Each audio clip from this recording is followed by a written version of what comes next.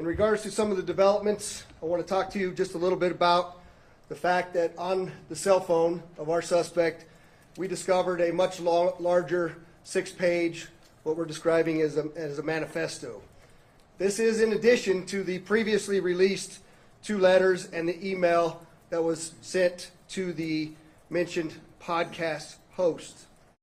Of particular note, we also have clear evidence in this case now that the suspect used ChatGPT, artificial intelligence, to help plan his attack.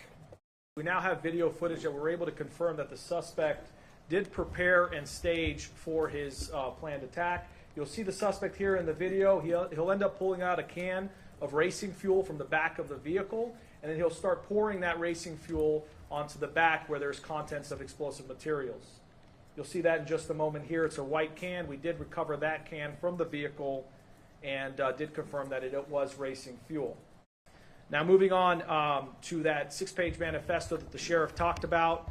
This document was found as part of the digital forensic analysis of his phone. There's a variance of grievances and a constant evolution of his plans or intents of what he wanted to do. There's mentions of political and social and cultural issues to include criticism of the current administration. He also does write in there that he was super high on weed and drinking, which we are still working to confirm. And then he discusses the Cybertruck being used as a vehicle-borne improvised explosive device.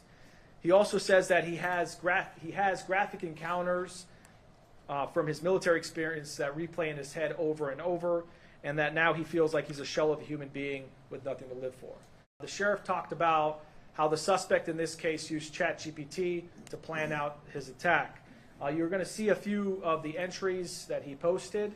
This is chronological by date. But he basically starts using ChatGPT, which is a generative AI, to be able to get information on how to conduct this particular plot.